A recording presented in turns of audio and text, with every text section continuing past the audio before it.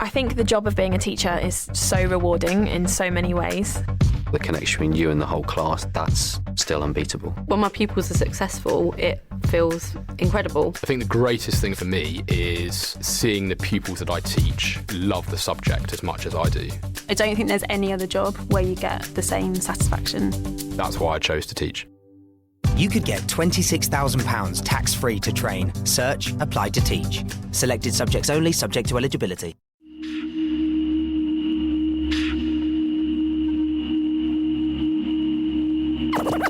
Ladies and gentlemen,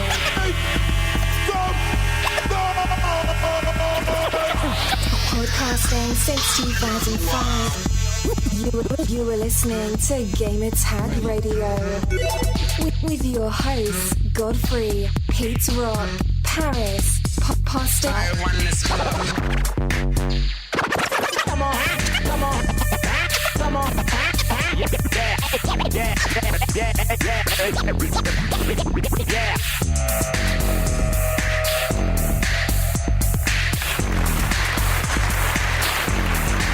Welcome to Gamertag Radio, episode 479. This is your host, Godfrey, and you also could call me Danny. Whatever is the best for you guys.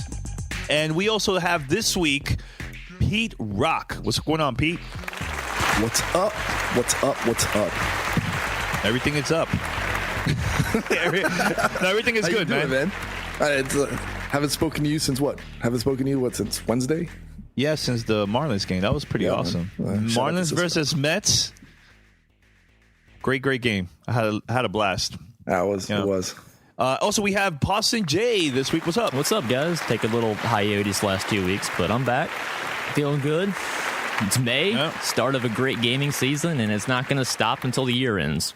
And I am ready for it. Locked and loaded, ready to play some great games. See, usually I always ask, hey, what you guys been playing, here and there. But no. This week, I want to ask you guys, what's the game that's coming right now for this month, May, besides The Witcher? Because I know everybody's That's an obvious answer, yeah. Yeah. But besides The Witcher, is there any games that you guys are excited about? Yes. Wolfenstein Old Blood is coming. Yes. May 5th. So by the time you hear this, it's probably already out. But I am very, very excited. It's cheap. It's cheap. It's $20. It's a full, game with two distinct acts. It's the same gameplay you loved from the New Order, which to me is like some of the best recent FPS gameplay I've played in a game, and being adapted to my favorite time period, World War II, the Wolfenstein throwback. I love the New Order, and I love what it accomplished with the story and its alternate history 1960s, but going back to the war in the 1940s, that is my favorite games, and goes back to Return to Castle Wolfenstein days, the last Wolfenstein they made last gen. Been a huge fan of the series since the beginning, and I could not be more excited for this. I mean, this is definitely... We should talk about it next show. I can't wait to talk about it. It's definitely the kind of DLC expansion I can support with my money. Yeah. What about you, Peter? That's anything else besides The Witcher? There is only The Witcher 3 for me. That's it. And Poston, what's with you and old stuff, man? You're dying for World War II. I love World War II. What's with you? I know I'm the strange exception, but when everybody was calling for the death of World War II games, I was like, well, why don't we just make better ones? Stop making bad ones. Medal of Honor killed themselves, and Call of Duty was like, we're never coming back to this, and everybody else just left it in the dust. And I'm kind of like, now that we have this amazing next-gen technology, don't you want to storm the beaches of Omaha now with the technology we have now? Wouldn't that be stunning? But apparently no one cares out there. No, man. Just look into the future. Speaking of the future, we'll talk on this later on a topic, but I'm getting quite sick of the dystopian near science fiction future that is so prevalent in all today's games. But save it for the show. We will save it for later in the show. Well, look, last week we had a great interview with CD Projekt Red, and man, the feedback that we've been getting, that interview has been going around town. So I would like to thank everybody who's been supporting us and downloading the show, sharing it with their friends, because that interview was pretty big, man. So shout out to everybody, man. That was cool. We got a lot of new listeners because of that too, man. So awesome. Very cool. Very cool. All right, so head over to gamertagradio.com or play.it to listen to our past episodes, post your feedback, or share with your friends. Also subscribe on iTunes, TuneIn Radio, Pocket Cast, everywhere. Just support us, even on Stitcher, man. And make sure to spread the word about GTR. Email us, fanmail@gamertagradio.com, or give us a call, 786-273-7GTR. That's 786-273-7GTR. And I believe we have a pretty big announcement here, which I've been hearing about this for a while. I just wasn't sure it was like official or not. But my friends over there at Podcast Movement, this is like a pretty big podcast conference that it takes place over there in Fort Worth, Texas. They had their first conference last year, and they're going to do one this year. And this one is going to be actually pretty big. You know, I'm a huge fan of Serial. The host of Serial is going to be there. Pete, I know 99 Invisible. That's like one of your favorite podcasts right now that you listen to. Yep. The host of that podcast is going to attend this event. Aisha Tyler, everybody knows Alicia. She's always at the Ubisoft press conference at E3. And your favorite, Colt Cabana, too. Yeah, Colt Cabana. I'm a big fan of his podcast. He's going to be attending this event, too. There's going to be a lot of podcast speakers there, man. So it's going to be very, very exciting. Now, they're also going to be having a award show before the event starts in July, I believe July 31st. And they're also going to have an award show and a Hall of Fame all together into one. And they announced that Leo Laporte is going to be inducted to the Hall of Fame, Adam Curry, and a couple other podcasters. And they are going to be adding me to the Podcaster Hall of Fame, which is something that I was in shock, was very, very surprised, and I'm so honored that I'm going to be part of this first group of podcasters going to be inducted to the Hall of Fame. So I'm in shock. I'm very, very excited, man. Just to be put in the same group as like the Adam Currys and the Leo Laportes. I mean, those are two names that when you just think of podcasts, you know, those are the first ones that come to mind, you know, simply because, you know, I mean, Adam Curry's always been there, and Leo Laporte. I mean, he's just right now. He's, you know, he's just the podcast, you know, king. So, shout out, congratulations on it. This is a huge honor. Yeah, congrats to you, Danny. I'm excited, man. I'm excited. I'm going to be attending over there. Andrew's going to be there too. From the show radio, we're going to be hanging out over there, and a couple of my friends, man. So it's a celebration, man, because, you know, as of right now, there's no other gaming podcast that is getting inducted. So this is like a celebration, not only for me and for GTR, but also for the gaming community, you know, because I feel that we need to like get our word out there about the game, all the gaming podcasts that that been releasing every week, and they've been doing it for years too, you know. So I hope this has opened the doors for other shows too, you know. So Possum, would you like to say anything else? Oh, absolutely. I disagree that there is a wealth of great content and knowledge out there, but it's lost in the sea of the internet because people, you know, don't know where to look or don't know how to filter. And, you know, as I said, Danny, like you really earned this, man. I don't know anybody that works harder in podcasting than you do. So you 100% deserve this award. And I really do hope it inspires, you know, the next generation or the current generation to, you know, up their game and, you know, get, you know, improve and, you know, take feedback and take criticisms and build and be a better show, because there's so much that can be offered from that level that you just don't get from, you know, the professional outlets out there that have a certain rules, standards, obligations, contractual things they have to do. But, you know, at the base level, as a fan, you can just get your passion out there, your knowledge, and you can really grow yourself as a gamer and a listener just by putting out content and, you know, putting out good content and improving. And, you know, we've been doing that for years now, and I've watched our peers do the same thing, and I can only hope it's just a brighter future from here. Podcasting is never been better, and I feel like it's still on the upward tick and shows no sign of slowing down, and that's awesome to me. I could never see ourselves being here 5 years ago, but here we are, and it's amazing. Look, I would like to say this, like, if it wasn't for the team, GTR, past and present, I feel like all these opportunities that have been coming up was because of you guys. I know I work a lot behind the scenes, but I couldn't have even done this without you guys, you know. And having also like the support from the community, that's like a big thing to me, you know. There's a lot of podcasts that talk about money this, money that, and yeah, we've gotten income, you know, here and there. It's cool, you know, but I feel that the experience I've been getting throughout the years, you know, having an opportunity to meet the community members, interviews, attending events. That to me is priceless. Like something that I'm never going to forget for the rest of my life. So it's very cool, man. So I'd like to thank everybody that been supporting us, and thanks to the Academy for putting me into the Hall of Fame too, man. Inducting me into the Hall of Fame. So that's awesome. So yeah, man, congrats. Thanks, man. We have topics for this week. And pause and see. We do. PT. You remember PT, the demo that they had released? I adore PT. Last year.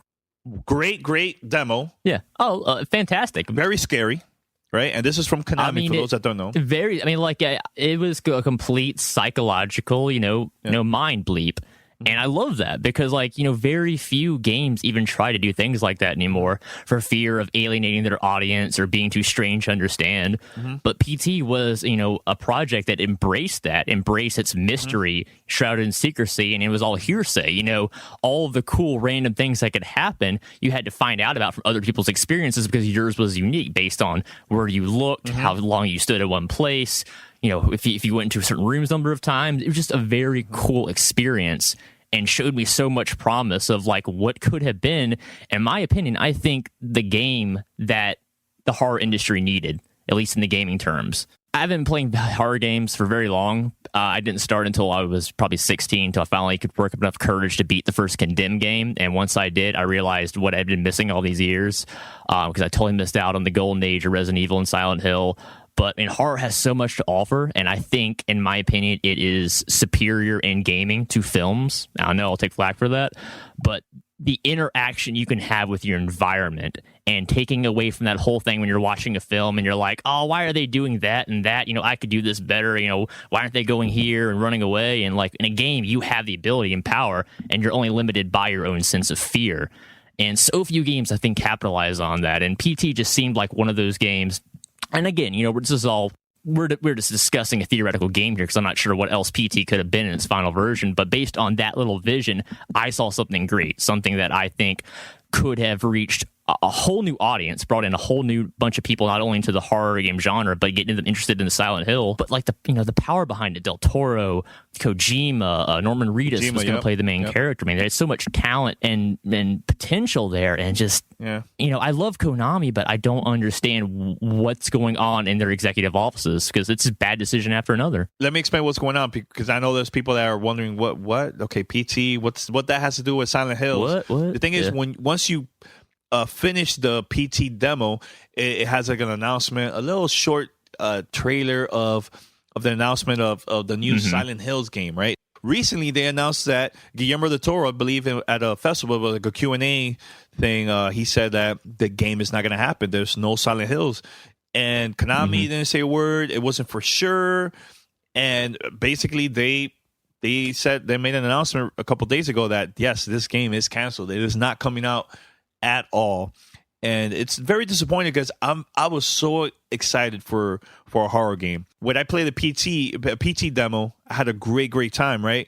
And I got excited. But now hearing that this game is not coming out for next gen sucks, because there's no horror game out there right now that's well done. There's not. Evil Within last year by Shinji Mikami is probably still the best example, or Alien Isolation if you want the other side of the spectrum. But those two both came out last fall, and, I really don't see any competition for those anytime soon, because Silent Hills looked like it had the whole field to itself. The marketing was practically doing itself through PT. It was a surefire hit, and, I think I said this a couple months ago on the show, but I really think Silent Hills would have been the game to kick off Project Morpheus for PlayStation, because that, a first-person game with virtual reality that's already psychological, that could have been a masterpiece. That could have been the first real, legit VR game that, was not just a gimmick. And so much wasted potential. And, their only official comment is Silent Hills, the project is canceled, but we are discussing the future of the series and what we're going to do, or our future involvement with Del Toro and Kojima. Very generic, safe statement. But, if that really means that they're just going to pass off Silent Hills to another, American developer so we get another Homecoming or Downpour, I just can't even get excited at that point, because then they're just treading old ground again. I think Kojima, during an interview, he said that his goal like while he was working on this game, was he wants the player to crap their pants because it was so scary. So we're like, all right, I got to see this because I'm a huge fan of the horror like movies and games and stuff. So well, there's also like some speculation. Like, so if you play the PT, and for those that don't know, PT is just playable teaser. That was available, on, and actually I think Sony is pulling it off of the. No, it's already removed. Or it's already removed. Okay, so it's already gone. And I'm going to digress and jump back to my point.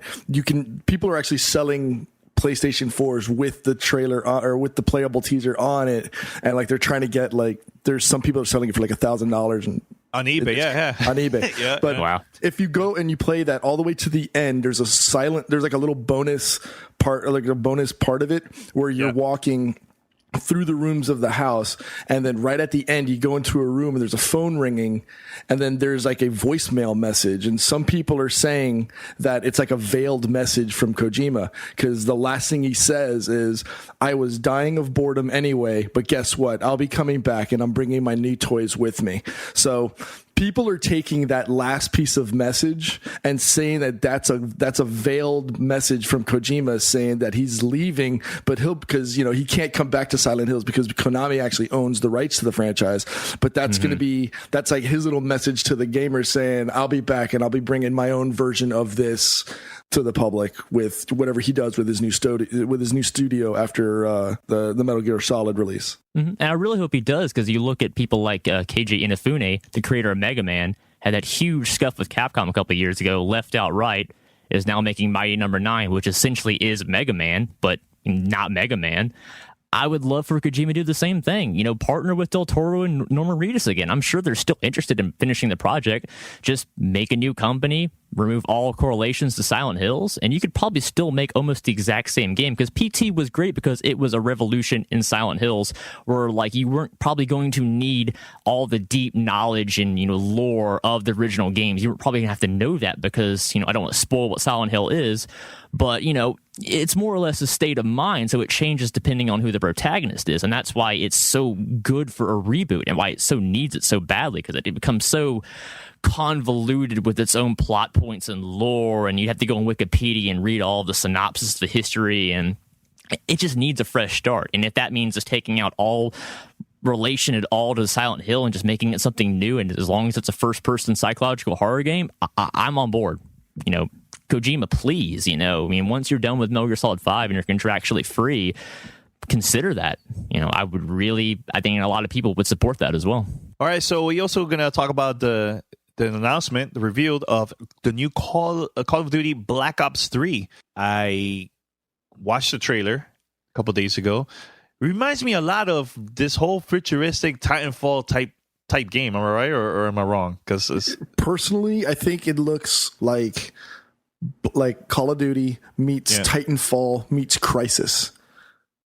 Meet Crysis. Why Crysis? Crysis because, in Crysis, you're playing as a cyborg / robot hybrid thing. And, with Titanfall, you've got the wall running and, verticality, or it's not just it's just you on the floor. Now you're able to jump with rocket packs, bounce off the walls, which was kind of like where Advanced Warfare was starting to go. And then obviously with the Call of Duty, gameplay and story. So melding all of those combined elements seems to be where Treyarch is going with this. And I think having that 3-year production span of being able to finally take their whole story out and lay it out on the table, it seems to be what they're doing. It looks good though. Like graphically, it looks cool. I just want to know, is there any major changes besides the whole look, gameplay wise? Well, I think that's the big thing. I mean, it's the future,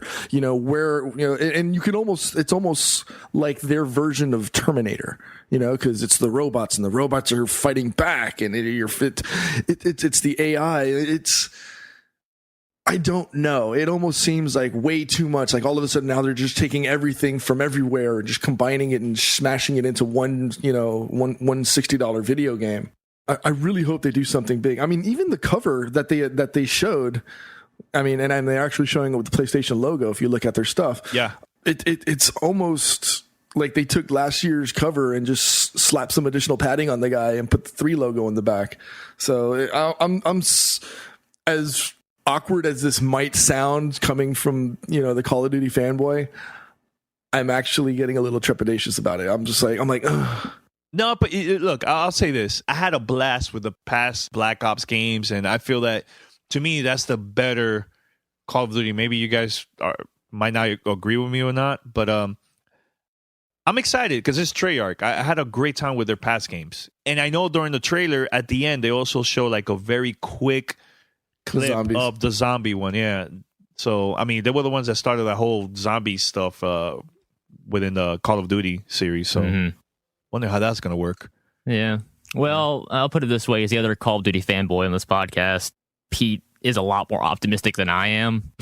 Because, I mean, I really just see this trailer is the result of focus groups of like, this will sell well, this will sell well, this will sell well. People want to see this, this, and this, and this. Let's hit all the marketing bullet points. I mean, I see the Titanfall wall running. I mean, I see robots stolen from other games. It's just no part of this gets me to go, oh man, I can't wait to play this November. It's more like, this would be a fun movie to watch, but like, you want me to spend $60 on a game of this? I mean, it seems too much similar to all the things I played before. Because I played every Call of Duty start to finish. I played all the multiplayers, and I'm not seeing anything. Now, to be fair, they will have a multiplayer reveal later in the year. I'm sure we'll go into a lot more detail on the new stuff they're adding. Same thing with single player.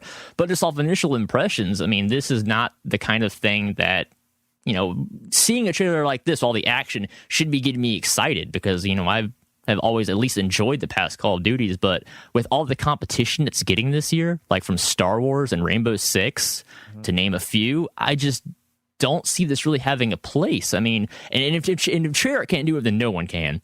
So if Treyarch can't make this work, then Call of Duty is in serious trouble, and Activision's going to have to, think of a new game plan. But, I mean, I have no doubt that... Oh, sorry, go ahead, Pete. Now, I will say that I think it's refreshing to see that Treyarch actually said, they announced that, you'll get female playable leads as opposed to having, 4 muscle-bound freaks of nature going in and doing all the action. And also the 4-player co-op for the campaign, I think, is going to be a little bit different. And now, hold up. They confirmed that. There will be 4-player co-op in the campaign. Yeah. So that changes things. They haven't had that since Treyarch's World at War many, many years ago, and that was the only Call of Duty to have that. So and that changes things. It was fun. I remember that first night that World of War came out, and me and my friends, we jumped in on the co-op and threw it all the way up to the hardest difficulty, and had the biggest trouble going down the hill at the beginning of the game. With all the grenades being thrown up by the enemy. Yeah. So I like that. I like the fact that they're going to bring that. I just hope that it's not going to be like that first night Halo experience where we all jumped on and played Halo co-op and ran through the entire game in 4 hours. Because lately that single player campaign has been going with that shorter campaign. So, and that's, a 5-6 hour experience by yourself. You throw 4 people on there, it's just going to be, running right through it, and, cut the time in half almost. So it really comes down to level design, because for me, World at War was so replayable, not only because of the co-op and the experience change for each person you play with, but because each level was so vastly different from the one before it. Yep. There was a range of different gameplay styles you could play all across, the World War II. And with this, if it's just going to follow the same group of 4 people through, their sci-fi dystopian adventure, I mean, I agree with Pete. I could see myself like playing this like midnight launch, and then like the next day I've hit credits and I'm like, is that really worth going through again? I don't know. It is too much in the air, but it's good to hear that the 4-player co-op is coming back at least. That is a huge bonus that they will have over every other game that comes out this year, because no other games even try to do that anymore. Right. Borderlands is the only thing that even tries. And I think it would be refreshing to play it by yourself and then go in with a group of friends and playing it all over again. I mean, that's, you always get 2 different perspectives, like going in by yourself and going maybe silent and quiet and try to limit the noise. Whereas you go in with 4 guys and just guns blazing and kill everything. I'm going to give it a chance because I know they are going to be at E3. They're going to have a booth, and we're going to get to see it behind closed doors and stuff like that. So maybe it'll change my view. I mean, it took me seeing Advanced Warfare behind closed doors at E3 last year to be like, oh, okay, that that does look fun when I see that being played in front of me. So it probably will take something like that. The thing is, right now, you guys are like, oh, it's Call of Duty every year. But let's give it a chance. We'll see. Well, hold up. Let me bring up my little grudge real fast to mention earlier. Okay. This is my problem with dystopian sci-fi shooters is they have all meshed together to become the same because that's what people expect out of this. Yeah. And, the rumor mill had been talking a while that we might have gotten World War II out of Treyarch. And then all of a sudden, it's it's Black Ops 3. And I was like, what an about face. I don't know if that was, this is all speculation on my part, if that was a decision on their part to be like, well, we like what you guys are doing, but World War II is dead, so we need to do sci-fi. And they're like, well, you are our investors, you are our publishers, we'll hear what you have to say. But, I hope not. I would love for them to go back to World War II at some point, because I feel like if anyone's going to do it, it'd be Treyarch, because they have made World War II games before. I don't think Sledgehammer or the new Infinity Ward really has any interest in going backwards. But I would love if the next one, if I can't have World War II, at least go back to that cool thing Black Ops 1 did when it did the Vietnam Cold War era missions. Like, go back to that Cold War era. That was a really cool period of history where there's so much like speculation and mystery that you can do a lot of, plausible, well, this could totally have happened somewhere along, and that was, secret ops that was redacted. I want some more variation. So the more historical games that they can make would be great. But if this is the trends, I might as well say screw it. If I'm going to go sci-fi, I'm going to go full sci-fi and go Star Wars, because I love that at least. Give it. You know what, Pasen? Things will be okay, man. It's all right. Things will be okay. Everything will be okay, man. I'm just raving because I've been playing Call of Duty since the first one. I've had to watch all the changes throughout the years, and it's not, the game that I remember it. It's not Call of Duty 2 on 360 online anymore like it used to be, or 4. But that's the evolution of gaming. Things change. We get older, our tastes change. This probably looks really enticing to the younger generation. So more power to them. All right, guys, we're going to take a short break. And once we come back, we have one more topic that I would like to bring up. More games getting delayed to 2016. What the hell's going on? And also reviews. Pasen, what reviews do you have for this week? This week we are doing Tower of Guns and Assassin's Creed Chronicles China. And Pete, I believe Paris also submitted a review, right? Yeah, he's gonna be reviewing the Logitech G930 series headset, I believe. Okay, and also we have fan mail, so we'll be right back after this. This is Gamertag Radio. Voicemail 786-2737-GTR. And now a word from our sponsors.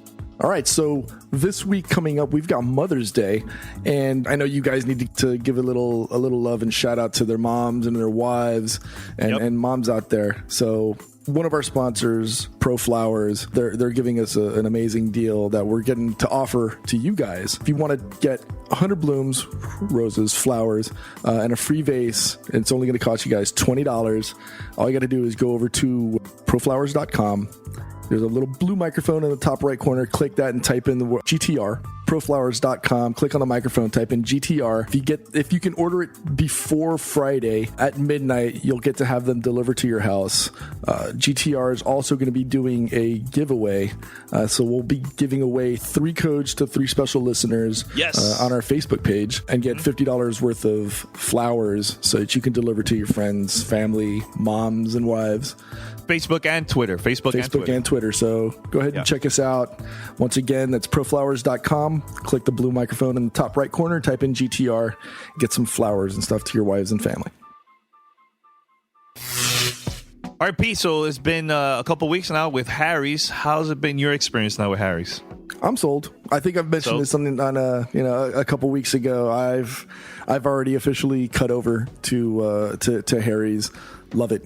I'm a big fan of their stuff. For those that don't know, if you go over to Harry's and you're looking for a different shaving experience, you can get what's called the starter set, which is a razor, 3 blades, and a bottle of their shaving cream, and it gets shipped to your door. For those that aren't aware of it, Harry's is a company that started off by 2 guys who were just sick of the plastic razor experience. When I used it, I actually did a comparison shave and shaved one side with my previous shaving kit and the other side with the Harry's one, and the difference was it was shocking. You could tell from the packaging and just from holding the razor handle the difference. It's not plastic. It's you could tell the quality, and this is your face, this is your body. The last thing you want to do is cut it with cut rate blades. All you have to do is go over to harrys.com GamerTag.com, select your starter kit, enter the code GTR at checkout, and you'll get $5 off your first order. That'll only cost you $10 to get in the door. So just go over to Harry's.com, click GTR for your code at checkout, and change the way you shave forever. The following message comes from Bombfell, the online personal styling service for everyday guys. Get matched with a stylist who helps real guys look great in their daily lives. I know, Pete, you're not a big mall guy, right? That you go to the retail stores, shopping and all that stuff, right? Nah, you like really. to get something comfortable, easier online. They send it to you at home, right? That's your type of thing. Yeah. Well, here's the thing. There's a service called Bombfell where it's a service where it's really customizable. You go, give your height, weight, measurements, and put the places that you shop, the type of style that you're into and everything. And based on your budget, they'll send you these packages. You will keep the ones that you like, and the ones that you don't like, you return them for free, and they only will charge you the one that you keep. And you could cancel at any time. This service is really flexible and it's simple to understand. They cover shipping, returns. There's no fees of any kind. Customers have 10 days to try their clothes they received. So for GTR listeners, go to bombfell.com. That's bombfell.com/GTR. Make sure to sign up and let us know about Bombfell. The show also got sponsored by Mack Weldon. Mack Weldon is a lifestyle company based out of New York. They created their own fabric for their clothing wear brands, and they want to help Gamertag Radio, and as a turnaround, helping out the customer. So if you follow me on Twitter, Facebook, or my Instagram, I kind of have this problem. I have the problem. My wife calls it a problem. So I'm having this sock war with a bunch of my friends online. So for the past month, it's been nothing but socks on my feed, and everybody knows. Now Pete and everybody's like, oh well, what's the next sock that you're going to be wearing? And I actually got a couple of pairs of socks from Mack Weldon to check them out and see how they stand up to the rest of them, and they're really, really comfortable. So if you guys want to get a little difference going on your clothing game, it actually makes a difference. It's who doesn't like socks? I mean, they're comfortable, right? Yeah. So if you go over to Mack Weldon, put in your order. If you put in the code GTR, they'll give you 20% off your first order. I liked them. I got them the other day. They're really, really comfortable and they look fresh. So Mack Weldon, GTR code, get 20% off your first order. Do it. Voicemail 786-2737-GTR. All right, so we're back. Shout out to all our sponsors. Thank you for supporting GTR. And make sure, guys, to support us. The more you support us, the more content, more stuff we could do for the site. Yep. All right, so Dead Island 2 delayed to 2016. Your thoughts, guys? Because, Meh. Dead Island, the first Dead Island was fun. Posse, you liked it, right? That was a great game. Yeah, they were good games, but here's the thing. Dying Light came out in February, and I'm still playing that. Yeah, and I still probably will for a while because they're still supporting the DLC, and it is the vastly superior game to Dead Island. Now, that said, Dead Island 2 is a complete overhaul. They had a great idea in Dead Island, but we can all agree it was pretty technically broken as a game.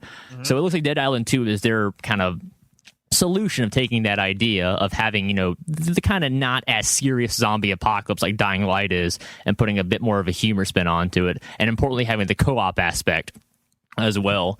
But again, I saw early gameplay footage, alpha at E3 last year. It looked very rough. Of course, you could see the Gamescom footage from last year. There's more gameplay. It looks a bit better, but still, it doesn't look like a game that's ready for next-gen release, especially compared to Dying Light, which is still so recent and fresh in my memory, because that, to me, is like the best zombie experience since Left 4 Dead 2. Mm-hmm. But again, I love zombie games. I love playing them. I'm sure I'll end up playing Dead Island 2 whenever it comes out. But like Pete said, it's like, man, there's too many other things coming out this year for me to even put Dead Island 2 at the the back of my brain at best.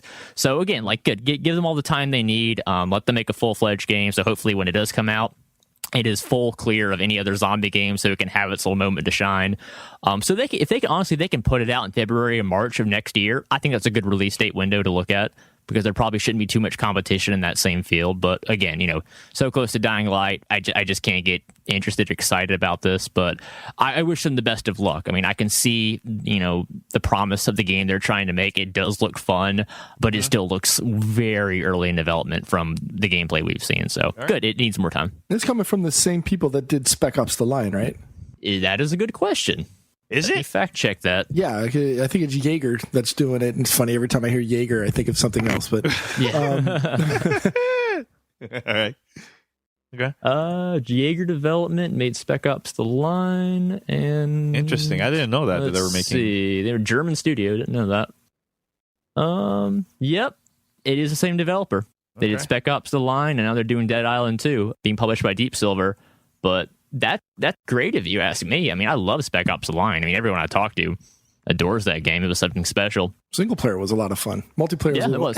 Multiplayer was just, it's like a SOCOM knockoff. It was tacked on, but single player was really a good campaign. So if they can bring that strength of writing to Dead Island 2, I'm even more interested now that I knew that.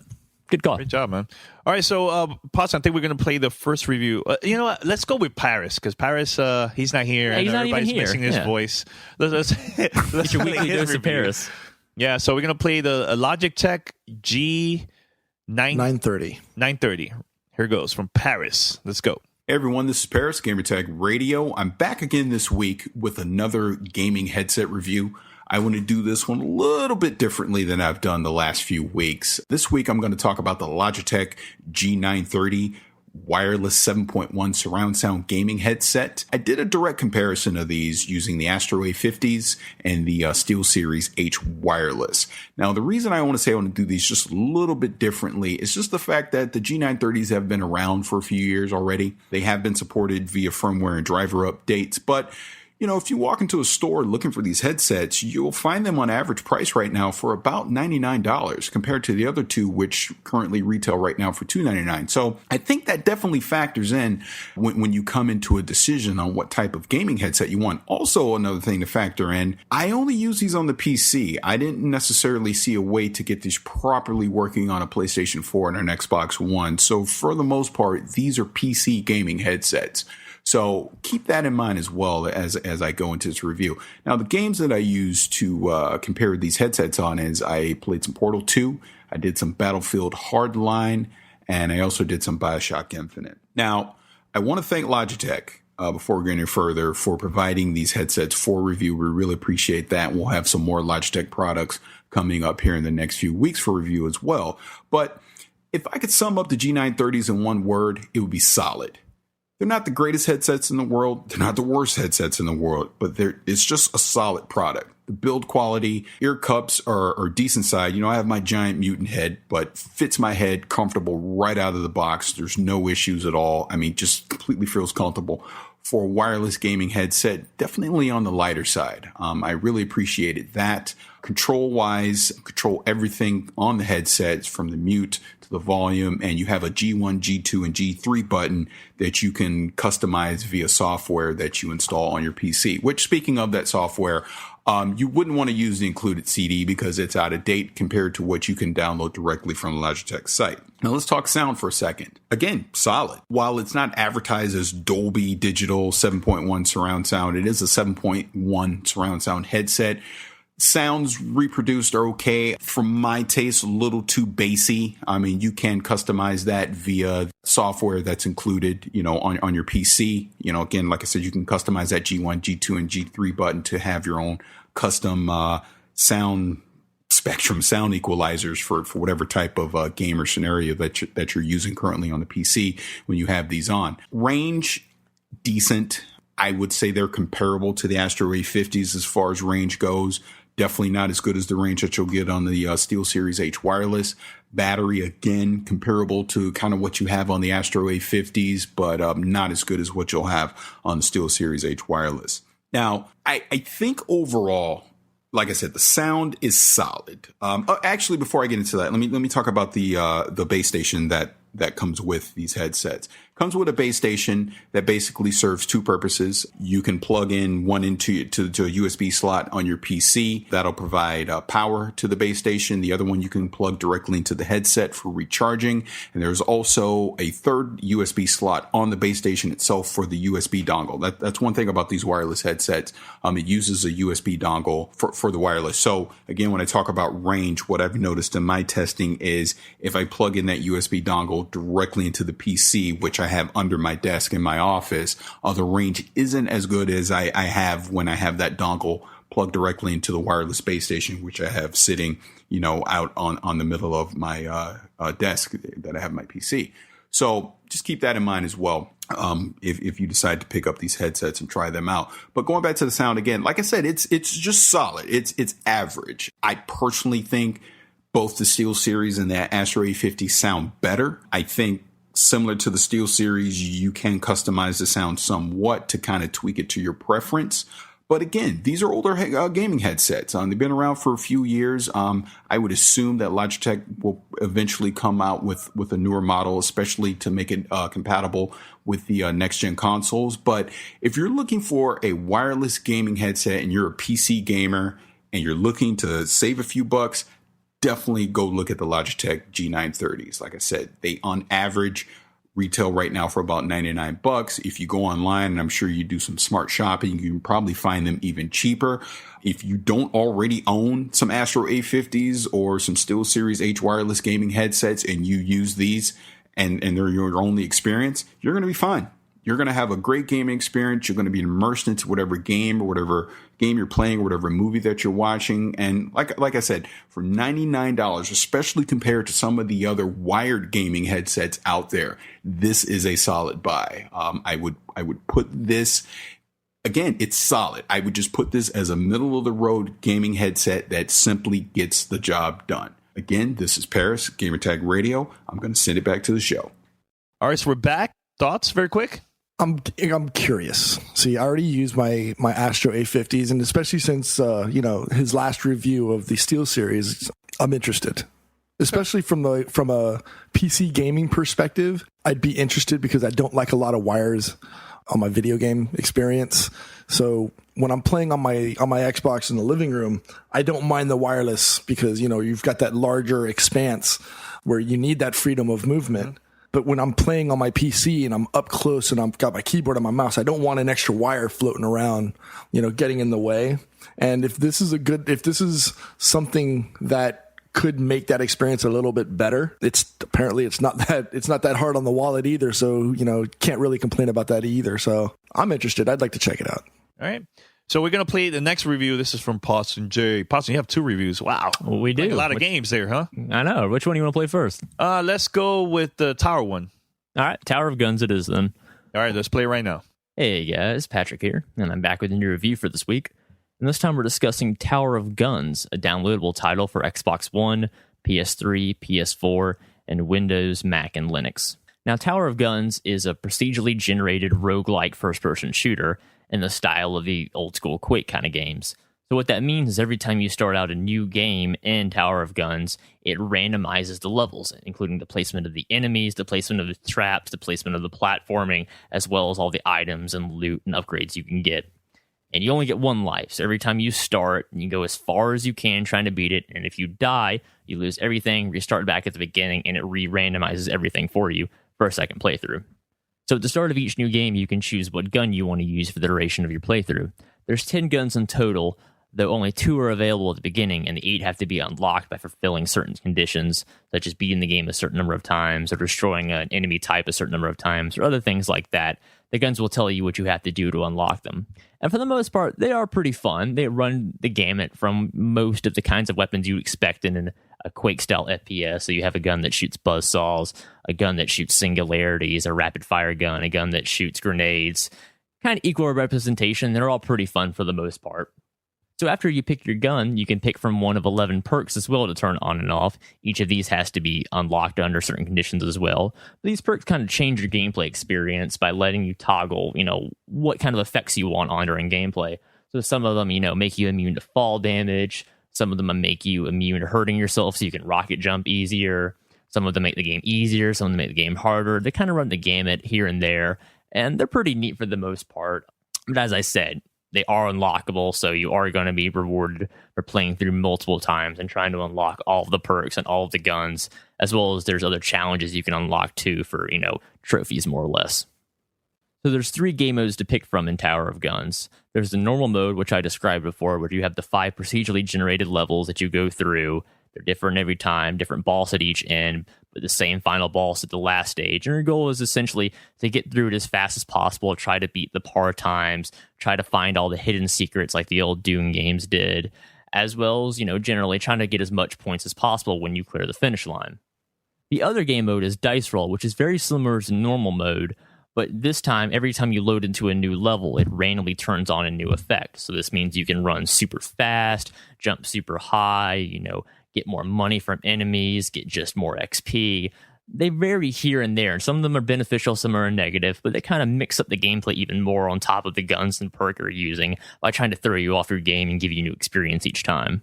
So the final game mode is Endless Mode, where essentially you go until you die. It'll keep randomly procedurating new levels for you until you meet your end, and then it'll calculate how many points you had and upload it to an online ranked leaderboard that can be compared either worldwide or just against your friends, just to see how good you're doing. So while the game is fun overall, my problem comes from how repetitive it comes very quickly, which is saying a lot because it is a procedurally generated game and it is randomized each time. The problem is it's essentially just randomizing the same style of gameplay every time, where heavy emphasis on turrets shooting at you, robots trying to swarm you, you dodging a bunch of projectiles. It's very much a bullet hell style FPS. But you quickly learn the same strategies are going to carry you through each time, where to run, where to avoid, what's the quickest path to take, because again, it's still you just trying to get to that door as fast as possible to get to the next level. You don't have to kill everything in the room until you reach the boss, kill the boss, rinse, repeat. And there is a bit of variety for the bosses. I mean, I've counted about half a dozen of them that it's cycled through, but again, they're all pretty much just tank and spank enemies where you just shoot them, dodge until you die. To be fair, is a hallmark of Quake gameplay. It's just when you're fighting very boring robotic enemies every time, there's really no emphasis on you getting better or trying harder because your same set of skills is going to carry you through the majority of the game. So the easiest way to describe Tower of Guns is essentially think of the danger room for X-Men. That's what this game is to Quake. It is a training simulation that you can use to get better at Quake and improve your Twitch skills. But at the end of the day, if you're one of those kinds of players, you're not going to find too much longevity in this because it's going to be too easy for you. It's going to be too repetitive, and you kind of just want to go play a game match of Quake instead.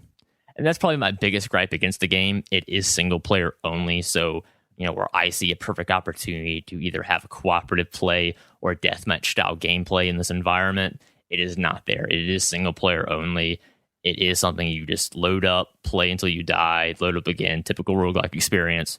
I just think, if you're going to emulate the Quake style of gameplay, it is a missed opportunity not to include the fan favorite multiplayer, modes that have become to be recognized with this style of gameplay. So overall, Tower of Guns is a fun game. It's just my main concern is the longevity of the title. Certainly, if you are a Quake player, you are going to pick this game up quickly, master it quickly, and probably move on from it quickly because it's just not going to offer the same level of challenge that you're going to expect if you played and mastered these types of games before.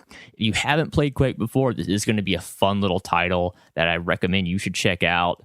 However, for the $14.99 asking price, I do think that is a little on the high side for the amount of content that's offered and probably how long you'll spend playing this game. That said, if you are a PlayStation Plus subscriber, Tower of Guns is one of the free games available for the PlayStation 4 this month. So if you want, go ahead, check it out, make sure it's the kind of game you like, and then you can decide whether or not you want to spend the $15, for the full title, either on, a computer or a home console. So while Tower of Guns is a cool concept and it is executed on well, I just think that the lack of diversity in both the level design and the enemy types you fight drastically hold the game back. Not to mention the blatant lack of multiplayer in my eyes for a Quake style of game. I think it would have been perfect. I can't understand why they did not choose to develop that into the game. So as it stands, for that $14.99 asking price, I can't fully recommend this game. make sure you try either a demo of it first, or as I said, if you have a PS Plus subscription, try to check out the PS4 version this month because it is free to download if you have that active subscription. So with that, I'm going to send it back to the guys with any questions. Thanks. All right, so my question with that, Pawson, is you mentioned a lot that it's kind of similar to Unreal, the Unreal Tournament games.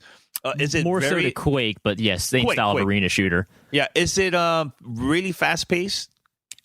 Not if you play Quake, no. Yes, I mean, you compared to most of the FPSs, yes, you move fast, jump fast, you can rocket jump.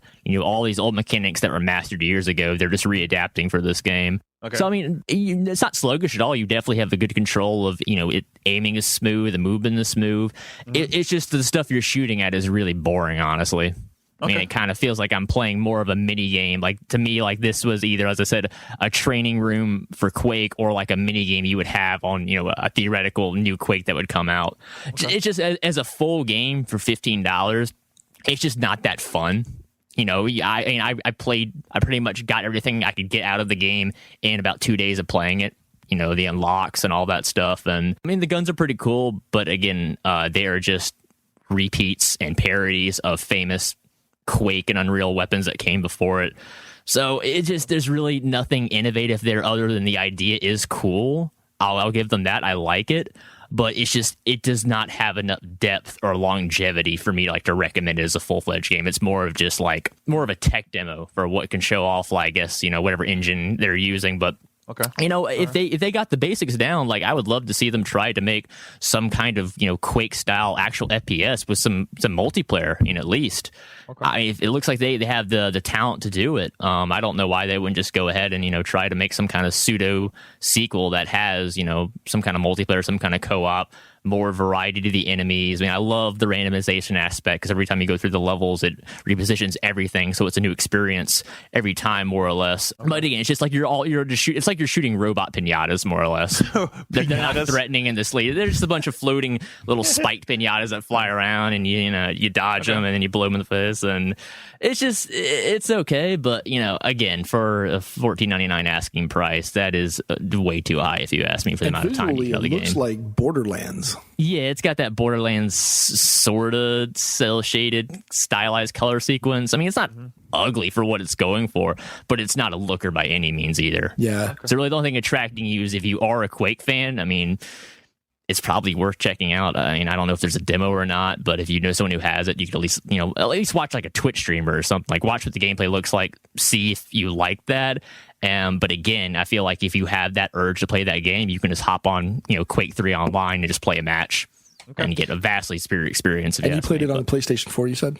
I played on PlayStation 4. Oh, PlayStation 4, yeah. Okay. Mm-hmm. Well, the next one is, I believe, the Assassin's Creed China. Chronicles, right? Assassin's Creed Chronicles China. It's a mouthful, right? That's why I abbreviate it. Pretty long title, Jesus. Yeah, this is something that was announced with Unity, and of course I heard the words Assassin's Creed in China, and mine automatically went, oh my god, they're gonna make a full Assassin's Creed in China. That sounds amazing. So I put my expectations way too high, and then it's like, oh, it's a 2.5D platformer. I'm pretty bad at those, but I'll go in optimistically. It turns out I was very surprised by the game. But let's play the review. We're going to play the review. Oh, yeah, we should play the review. That's right. I'm getting ahead of myself. Yeah, let's play the Assassin's Creed Chronicles review right now. We'll be right back. Let's play right now. Hey, guys. Patrick here again. Back with another review for you. And this time we're going to discuss Assassin's Creed Chronicles China, a downloadable title available for PS4, Xbox One, and PC. Now, AC China marks a pretty serious departure from what we've come to expect from the Assassin's Creed universe. Gone is the large 3D open worlds, and replaced with it is a 2.5D stealth-based platformer in the vein of, say, the original Prince of Persia game. So in AC China, you take on the role of Xiao Jun, one of the last few surviving members of the Chinese Brotherhood of Assassins, after a recent coup d'etat by the Templars left them in charge of the Chinese government and allowed them to all but exterminate all of the assassins in China. So as Xiao Jun, you're on a mission of vengeance to hunt down the Templars responsible for the destruction of your order and to liberate China from their grasp. So the gameplay in AC China is broken up into 3 distinct sections: stealth, assassination, and combat. At the beginning of each mission, you have multiple ways to either get around your opponents, take them down from behind, or just fight them outright if you have to. Now, since the game is a stealth-based platform, you are going to get rewarded more for using stealth predominantly. You're going to get the most points, and these points are going to allow you to upgrade yourself in a myriad of ways. So as Xiao Jun, you're equipped with a number of different specialized weapons and items to help you in your quest to extract vengeance. To name a few, you have, of course, a hidden blade, you have a sword for combat, and new now is you have a rope dart you can use to attack enemies from afar from ledges or to swing to nearby platforms. Now, as for items, you have 3 distinct items you can use during gameplay to assist you. You have noise darts, which can be thrown to distract enemies over to a certain place to lead them away either into an ambush or to get by them. You have throwing knives that you can use to cut ropes to bring down platforms or crates to either crush enemies or create new paths. And finally, you have firecrackers, which can be used to blind enemies, either to take them down quickly or to run away from them if you find yourself overwhelmed in combat. Finally, you can just simply use a whistle command to lure enemies over to you if you need to get them out of the way or close enough for an assassination.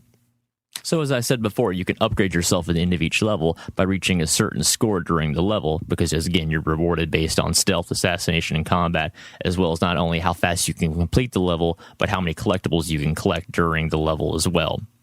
All these factor in to give you upgrades such as carrying more ammo, having more health, doing more damage on counterattacks, climbing faster, all very useful abilities. So it rewards you for replaying a level and trying to get a higher score. Now that said, the game takes place over 12 chapters. It's not a particularly long game, but it is designed to be replayed. So once you finish the final chapter, you have the option of a New Game Plus feature. Now, the New Game Plus allows you to go back through the beginning of the game, keeping all the same skills and abilities and items you had at the end of the game, but now you earn points twice as fast in your second playthrough, allowing you to get the scores and the upgrades you couldn't reach previously. In addition to the New Game Plus mode, you also have the option of New Game Plus Hard mode, which is the same setup. You still get twice the number of points, but now you only have 1 health bar and enemies react much more quickly to investigating sounds or potentially seeing you, so you have a much smaller window of stealth.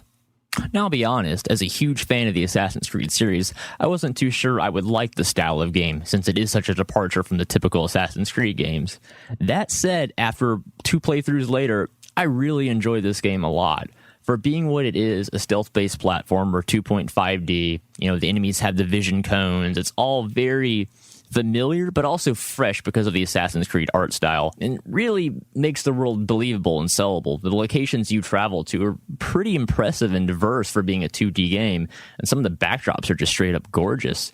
The music is fantastic. The voice acting is on point. Overall, it's a very solid experience. And anyone who considers themselves a fan of 2D games, let alone 2D stealth games, should check this one out. Now, that said, it's really not doing anything amazing or breaking any new ground here, especially if you play these types of games before.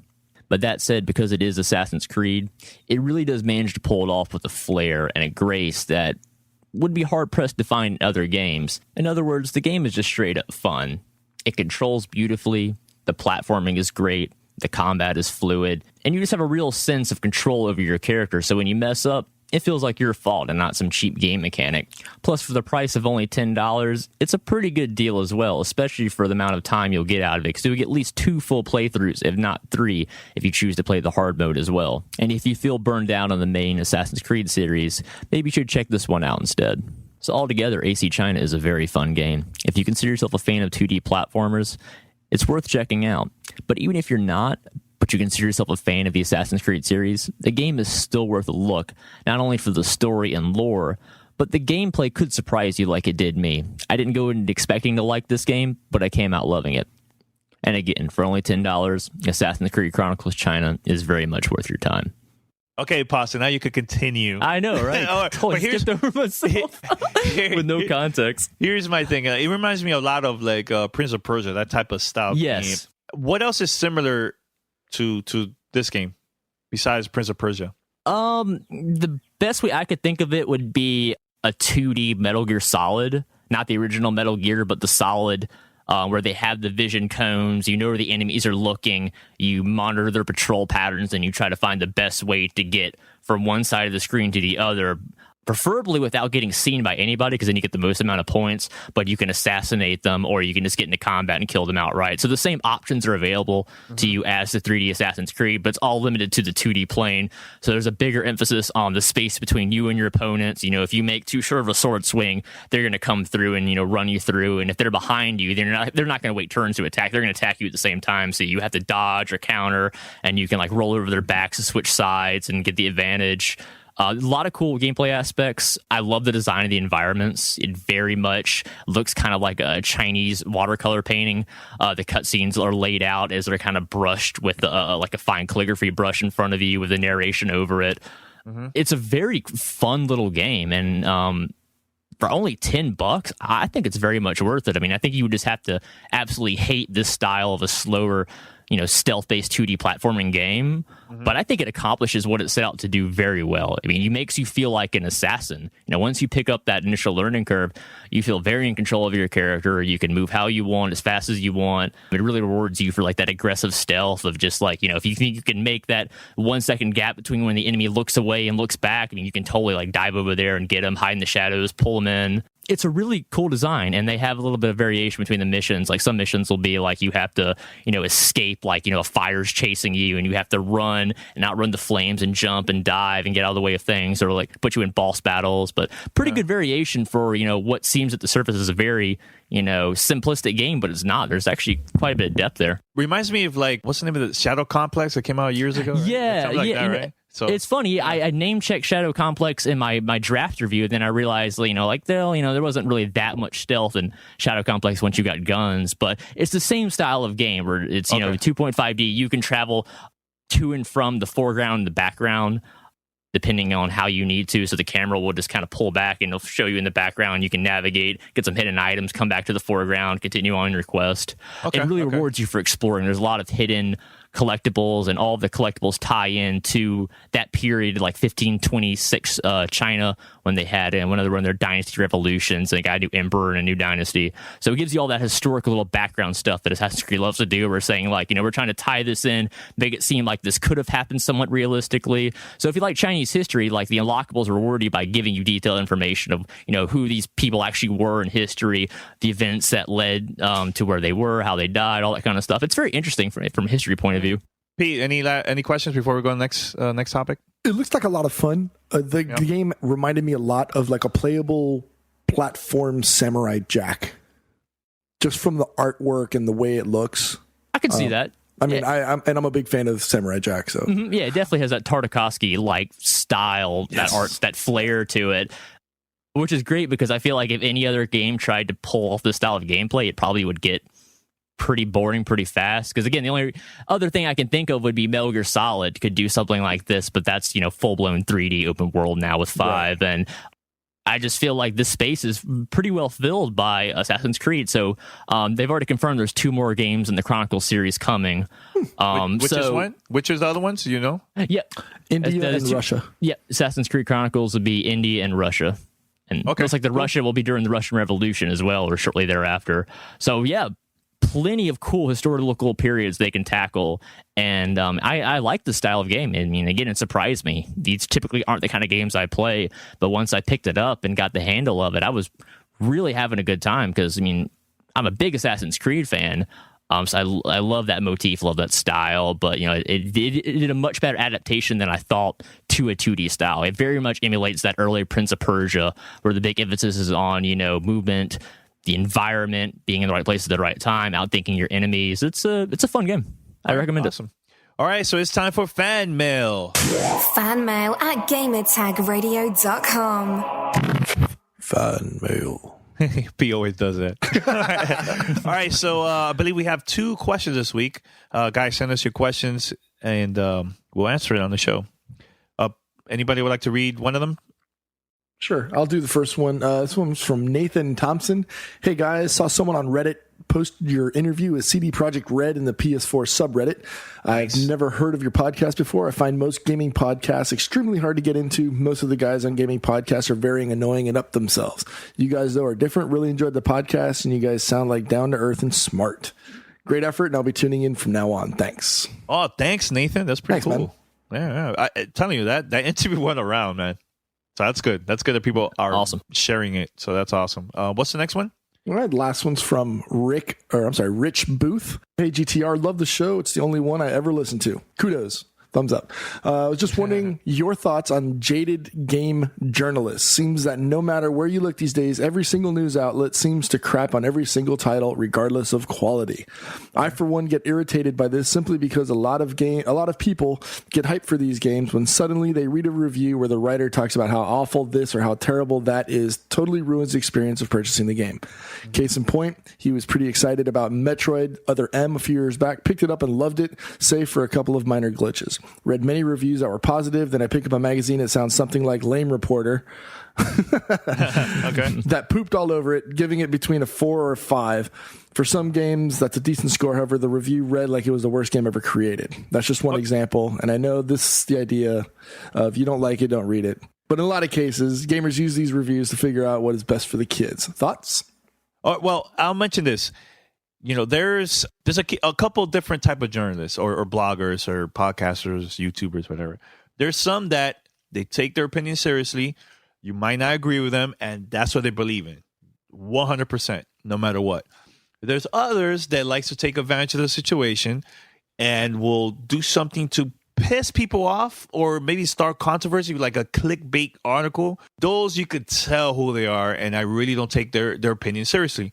Now, with Metro M, there's a lot of journalists and bloggers that have different opinions about that game. Some like this, some don't.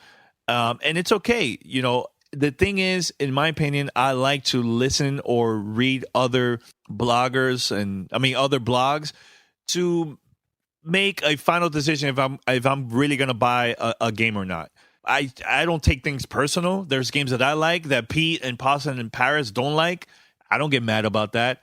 Like, for example, like I've been saying this for weeks now and months. Sunset Overdrive, I really like it. These guys, they don't like it at all, which is cool. Hey, everybody has their own opinion. So what's important is whatever you buy and you having a blast and you care a lot about that game, go for it, man. It doesn't matter what other people say. If you're having fun, that's the most important thing that matters the most. You know, so yeah, I mean, I always thought about, jaded game journalist. That's just going to come with the job if you've been doing that a long time, especially if you're in an outlet where you're probably cranking out reviews many a week. I mean, you're on a tight schedule, so you probably are a lot more, critical and over analytical because of the environment you're reviewing it in, as opposed to someone who's playing it in the comfort of their own home. They wanted to play it, they weren't being asked to do it for work. That really can factor in. It is a little bit based on, you kind of probably should try to follow people that who's at least they can state their opinion well, if not it's opinions you support and agree with. I mean, there are some people out there that I do respect their opinions greatly, and I have seen them, totally bash a game to pieces, and then it turns out it was for good reason. But again, like, always get excited for your own games. Always, talk to your friends. It's much better, in my opinion, to have the word of mouth of a game getting out good instead of relying solely either on hype or on critical response, because they could be polarizing opposites. That's the nature of the internet. The loudest voice and the most ridiculous, outrageous voice is going to be heard. It just kind of depends on what kind of games you like. I feel like if you've been a gamer as long as we have, you just kind of can see a game and know whether or not, off the top of your head, like if you're going to like that or not. And some games are a surprise. Like, we just talked AC China was for me. Other times you can just look at something and just know it's not for me. Like when I saw like Metroid Other M coming out, I was like, I know that's not for me. I like Metroid Prime better. Hey, but that's an opinion. Metroid, but that's an opinion. That's just what's going to be. So you just have to be open-minded, because the bigger the game, the more varying the opinions are going to be. And of course, very few games have overwhelmingly positive response or overwhelmingly negative response, because usually you can take that as a pretty good sign that it's either really good or really bad. But the in between, that's just going to be so hit and miss depending on what outlet you're reading, where you're watching. I think that's the great benefit of having the YouTube and Twitch streamers out there, is just like just watch someone play the game. You can even mute them. I don't want to listen to what they're saying over the game. I just want to see the gameplay they're playing to see what it's like. Because, that's the best representation. Not a trailer, not a developer walkthrough. Watch a normal person play through a game and then be like, you know what? That looks fun to me. I'll give that a shot. So there are plenty of resources out there, more than ever. But just be open-minded about it. I think we should wrap it up, guys. It's been a pretty good episode this week. Next week, hopefully we have more content, more goodies, and I believe we might have an interview too. I'm not going to say who it is because it's not 100%, but it's looking good. All right, so tune in, and we keep you posted. Follow us on Twitter. Well, I'll let you know. All right, guys, head over to gamertagradio.com, play.it to listen to our past episodes and feedback. Share it with your friends, all that good stuff, and give us a call, 786-273-7GTR.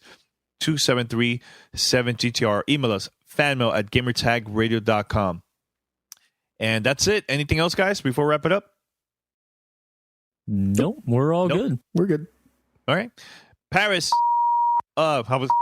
Okay, wow. You just went Paris, 4-3. 4-3. All right, we're out. Peace. See you guys.